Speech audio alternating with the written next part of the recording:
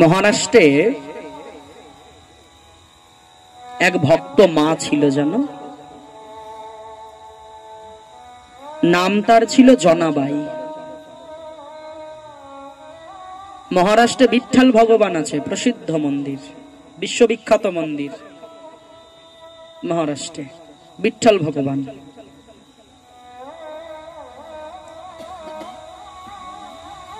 এই জনাবাই 8 বছর বয়সে মা বাবার সঙ্গে তীর্থ করতে গেছিল, সেই বিঠ্ঠল ভগবানকে দর্শন করতে গেছিল। ছোট থেকেই সেই ভক্তি জীবনে ছিল, মা বাবা ভক্তি জীবন করেছিল। জনাবাইয়ের বয়স তখন 8 বছর।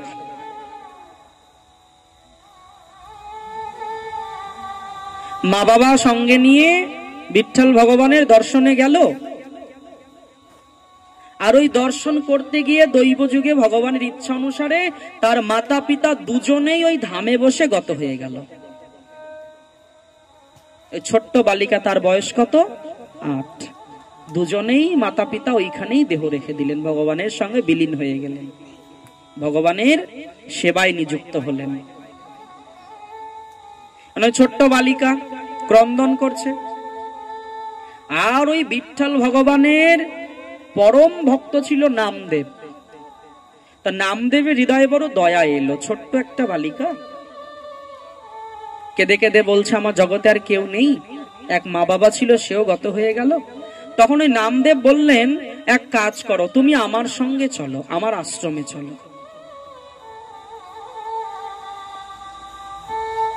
ওই জনাবাই 8 বছর বয়স থেকে নামদেবের আশ্রমে থাকতে লাগলেন। কি করেন? কিচ্ছু করেন না। কি করেন? বলেন ভগবানেরও সেবা নয়, ওই নামদেবের সেবা করেন, বৈষ্ণবের সেবা করেন জনাবাই। ওই নামদেবের বস্ত্র যা পরিধান করে তা ধুয়ে দেওয়া, বাড়িতে লেপা মোছা, ঝাড় ঝাঁটা, পরিষ্কার রন্ধন, গম থেকে ওই জাতায় আটা ভাঙানো। এখন তো ইলেকট্রিক মেশিন, তখন তো ওই জাতা চেনেন মায়েরা? জাতা চেনেন? জাতা ঘোরানো হয় না? ওই জাতায় বসে বসে গম পেশা, রুটি বানানো। আর নামদেবজির আশ্রমে প্রতিদিন 100, 150, 200, 400, 500 করে ভক্ত এসে সারা রাত হরিনাম করত। আর তাদের প্রত্যেকের জন্য প্রসাদ তৈরি করা, সমস্ত ব্যবস্থা করার দায়িত্ব ছিল এই জনাবাইয়ের। কোনো বিরক্ত ছিল না তার জীবনে, সে পরম আনন্দ লাভ করতেন। সারাটা দিন সেবা কাজ করতেন, কোনো সময় একটু বিশ্রামেরও সুযোগ পেত না, কিন্তু কোনো বিরক্ত ছিল না। সারা দিন ওই নামদেবের সেবায় পড়ে থাকতো। ভগবানেরও সেবা নয়, ভগবানের দাস যারা তাদের সেবায় পড়ে আছে। ভেবে দেখার বিষয়, ভগবানের সেবা করছেন না, কিন্তু ভগবানের দাস যারা তাদের সেবা করছেন জনাবাই। আর কি করে জানো? ওই যখন ওই জাতার মধ্যে গম দিয়ে গমটা ঘোরায়, তখন ওই গুনগুন গুনগুন করে হরিনাম করে। যখন ওই বাসন মাজে, তখন ওই গুনগুন গুনগুন করে হরিনাম করে। কাপড় ধৌত করে, ঘাটে গঙ্গায় গিয়ে গুনগুন করে হরিনাম করে। পুষ্প চয়ন করতে যায়, গুনগুন করে হরিনাম করে।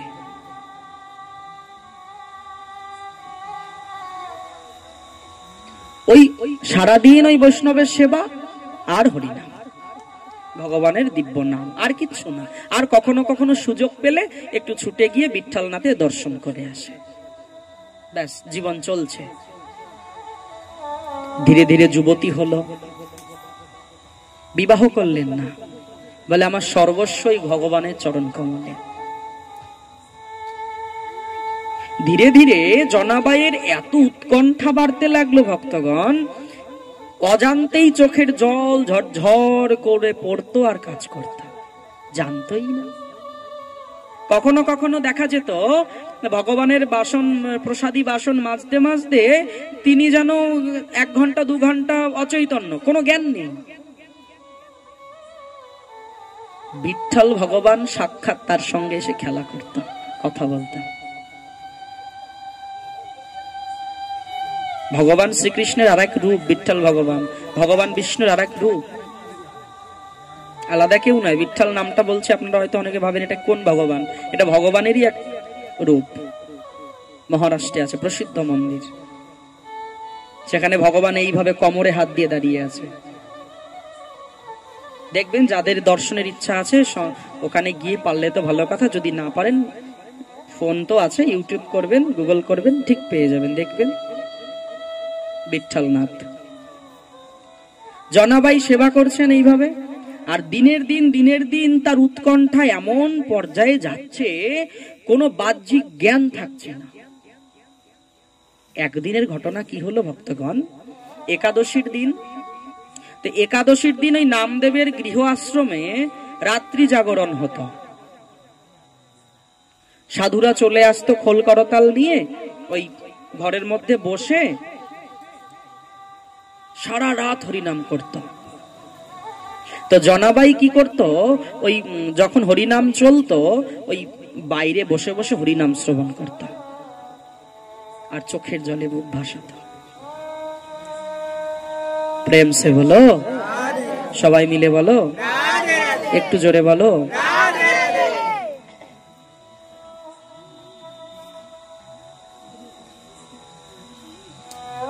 জনাবাই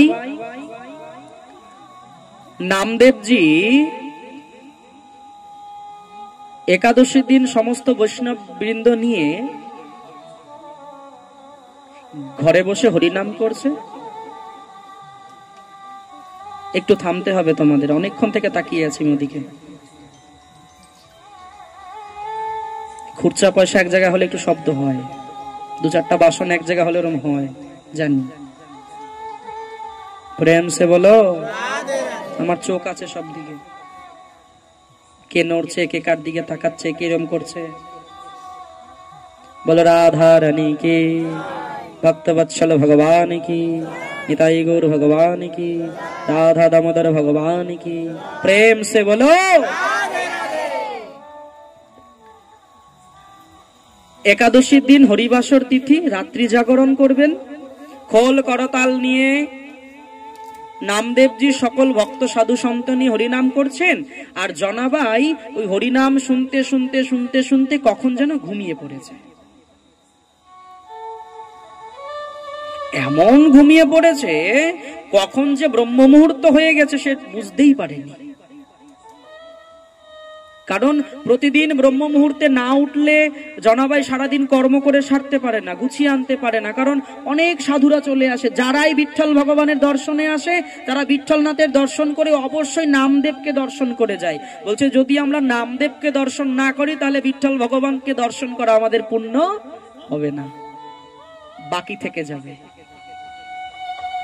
নামদেবকে দর্শন করার পর যখন বিঠ্ঠল ভগবানকে দর্শন করার পর যখন আমরা নামদেবকে দর্শন করব, তবে আমাদের এই তীর্থ সার্থক হবে। যেমন দান যতই করো, লক্ষ লক্ষ দান করো, সঙ্গে দক্ষিণাটা প্রয়োজন। দক্ষিণা না হলে দান বৃথা, সম্পূর্ণ বিফল।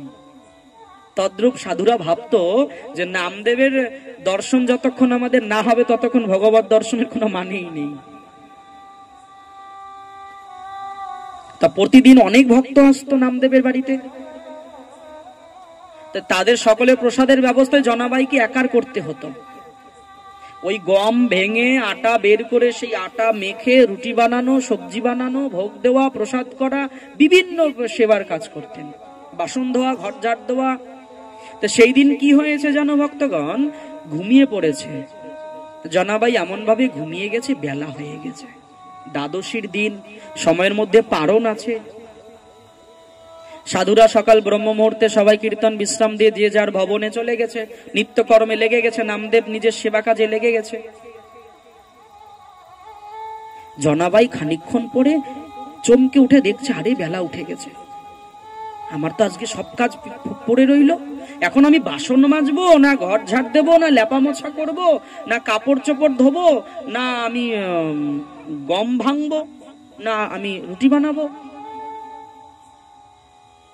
কি হয়, অনেক কাজে অল্প সময়ের মধ্যে করতে হলে তখন কোনটা রেখে কোনটা করি, সবটাই প্রয়োজন।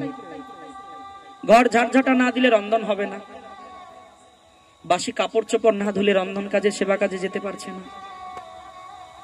তা কি করেছে, তাড়াতাড়ি করে ওই বৈষ্ণবের যত প্রসাদী কাপড় চোপড় ছিল ব্যবহার করা, সেগুলো নিয়ে তড়িঘড়ি করে একটা পোটলা বেঁধে নদীতে চলে গেছে। ঘাটে গিয়ে এখন কাপড় ধুচ্ছে, আর মনে মনে চিন্তা করছে, কাপড় তো ধুচ্ছে, আমি বাসন ধোবো কখন,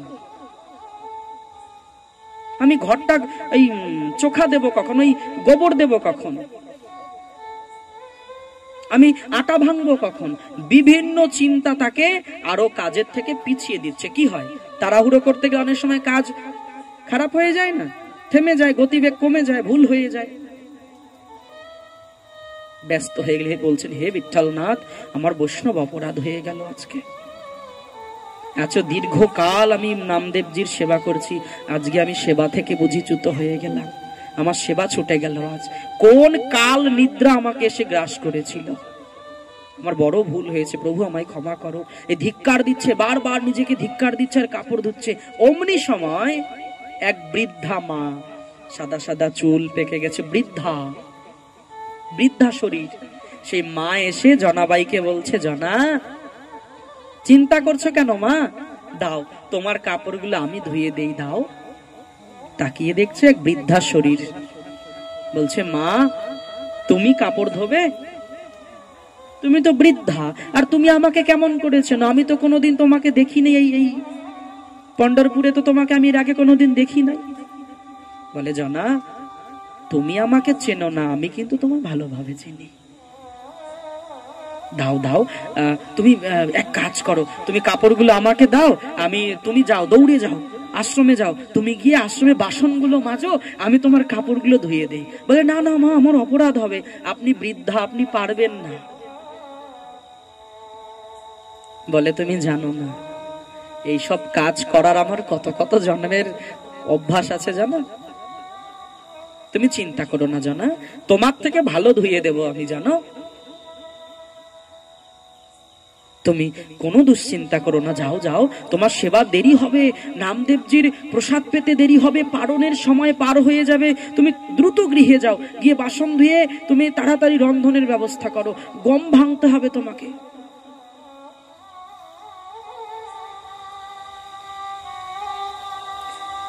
তা জনাবাই মনে মনে চিন্তা করলো, সত্যি তো আমি দেরি হয়ে যাবে, ইনি এত করে বলছে আমার কাপড়গুলো ধুয়ে দেবে, তাহলে দিই। ঠিক আছে মা, খুব সাবধানে ধোবেন, হ্যাঁ, ভক্তের কাপড় তো কত সাবধান দেখো। বলে, নামদেবজির কাপড় তো খুব সাবধানে ধোবে মা, যেন কোনো নষ্ট না হয় কাপড়। যাও যাও জনা, তুমি চিন্তা করো না মা, তুমি ঘরে যাও, আমি খুব যত্ন সহকারে কাপড় ধোবো। সেই বৃদ্ধা মা ঘাটের পারে বসে বসে কাপড় ধুচ্ছে। জনাবাই কি করলো জানো, ছুটে এলো ঘরে, ছুটে এসে তাড়াতাড়ি বাসন ধুয়ে গোবর দিয়ে মোছামুছি করে, রান্নার উনুন মোছামুছি করে গম ভাঙতে বসেছে। আর এদিকের কথা ভুলে গেছে যে আমি এক বৃদ্ধা মাকে কাপড় ধুতে দিয়ে এসেছি ঘাটে। খানিকক্ষণ পরে গম ভাঙা যখন হয়েছে, তখন হঠাৎ করে মনে পড়েছে, আরে আমি তো ঘাটে এক বৃদ্ধা মাকে কাপড় ধুতে দিয়ে এসেছি।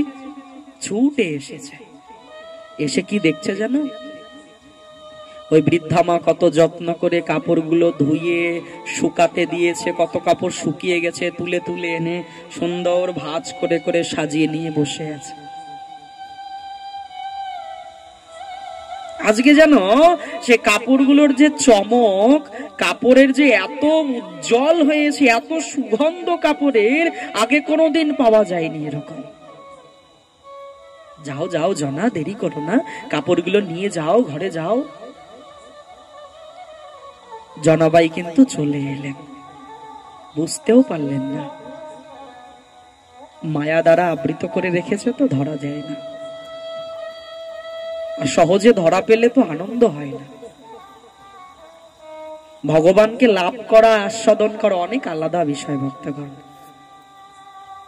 গুরুদেব যখন আমায় নাম দিয়েছে, গুরুদেব যখন আমায় মন্ত্র দিয়েছে, শাস্ত্রে বলা আছে গুরুদেব আমায় নাম দেয়নি তো, গুরুদেব আমায় সাক্ষাৎ ভগবান দিয়েছে, এবার তোমাকে সেটা আস্বাদন করতে হবে।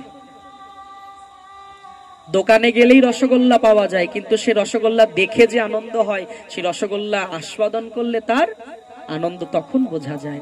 ভগবানকে পাওয়া আর ভগবানকে জীবনে অনুভব করা অনেক আলাদা। পুতনাও ভগবানকে পেয়েছিল, রাবণও ভগবানকে পেয়েছিল, কংসও ভগবানকে পেয়েছিল, অকাসুর, বকাসুর, বৃষাসুর সবাই ভগবানকে পেয়েছিল, কিন্তু তারা আস্বাদন করতে পারেনি। পেয়েছিল। জনাবাই এসে খুব তাড়াতাড়ি সেবা করলেন। জনাবাই প্রতিদিন এইভাবে বেশ কিছুদিন যাওয়ার পর একদিন জনাবাই বসে বসে গম ভাঙছে, তো দেখছে আজকে ভগবান সাক্ষাৎ নিজ স্বরূপে এসেছে।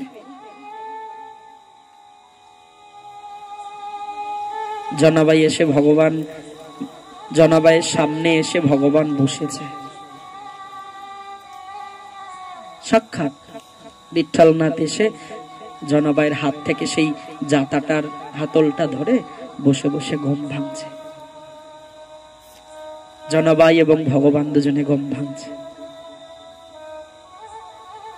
যথা মাং প্রপদ্যন্তে তাংস তথৈব ভজন্যহম। যে যেভাবে আমাকে ভজনা করে, পূজন করে, আমিও তার সেভাবে ভজন করি, পূজন করি। ভগবান নিজে বলেছেন গীতায়, তার পূজা কোনোদিন ব্যর্থ যায় না। আমায় যদি কেউ ভালোবাসা দিতে পারে, ঘুরিয়ে তার অনেকটাকে ভালোবাসা দেই, কিন্তু জগৎ সেটা পারে না। জগৎকে যতই ভালোবাসা দাও না কেন, জগতের জন্য যতই করো না কেন, তাদের কোনোদিন মনকে ভরতে পারবে না।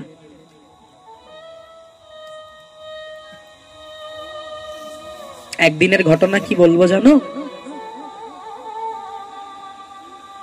পাড়াতে জনাবাই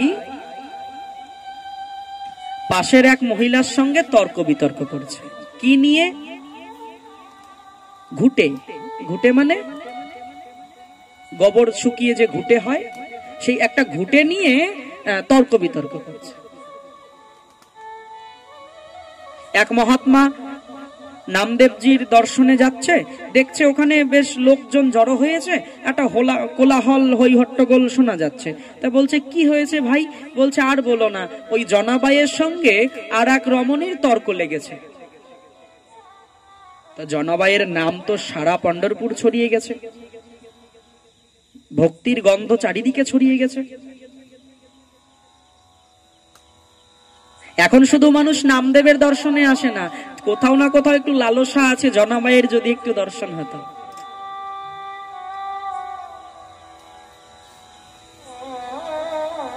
তো ওই মহাত্মা মনে মনে চিন্তা করছেন, আরে জনাবাই তর্ক করছে কারোর সঙ্গে, দেখি তো কি বিষয়। তো ভিড় একটু সরিয়ে কাছে গিয়ে দেখছে একটা গোবর ঘষি, সেই ঘষির জন্য তর্ক করছে। খুব মজার বিষয়, জনাবাইয়ের মতো একজন ভক্ত একটা ঘুটের জন্য ঝগড়া করছে একজনের সঙ্গে। তা গিয়ে বলছে, কি হয়েছে মা? জনাবাই বলছে, বাবা জানো এই ঘুটেটা আমার, এটা আমার। ও বলছে, না এটা আমার। আচ্ছা কি করে বুঝবে এটা তোমার জনাবাই? বলছে, জানো এর মধ্যে থেকে আমার ভগবানের নাম ধ্বনি প্রকাশ হচ্ছে, ঘুটের মধ্যে থেকে নাম ধ্বনি প্রকাশ হচ্ছে, নামের শব্দ শোনা যাচ্ছে। মহাত্মা বলছে, সত্যি? হাতের থেকে নিয়ে কর্ণের কাছে যখনই ধরেছে, দেখছে সত্যি তাই, ভেতরে হরি নাম চলছে। হরে কৃষ্ণ হরে কৃষ্ণ কৃষ্ণ কৃষ্ণ হরে হরে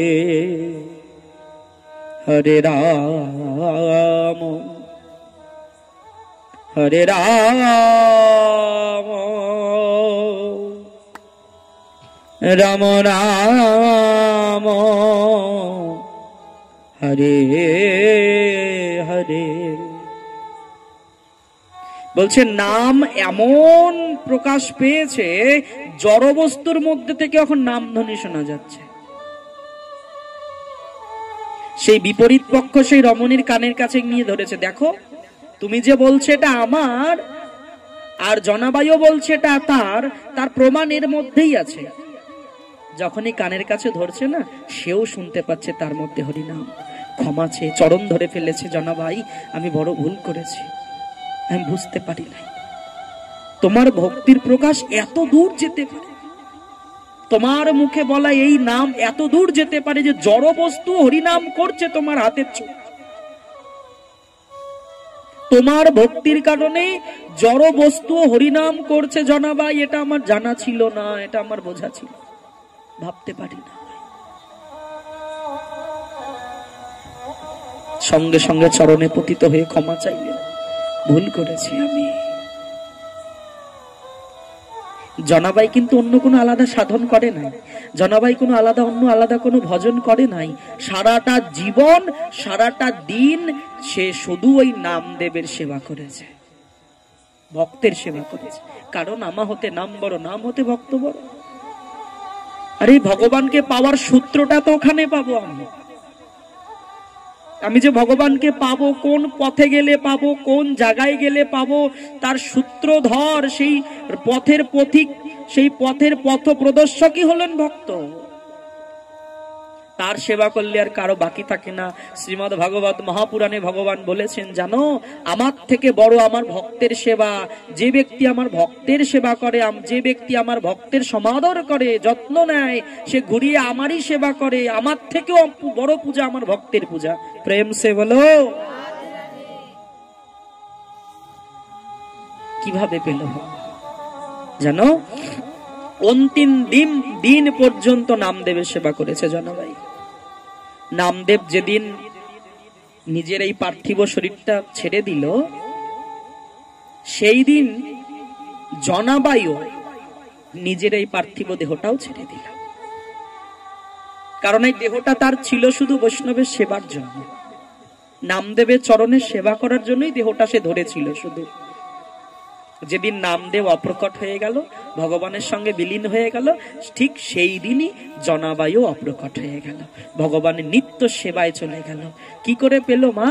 বলেন সাধু সঙ্গ, ভক্ত সঙ্গ। আর এটা যদি কারো জীবনে না থাকে না, সর্জীব পৃথিবীর সমস্ত সুখ তার চরণে ঢেলে দিলেও সে সুখী নয়, সে শান্তি নয়, সে শান্তি পাবে না। প্রেম সে বলো।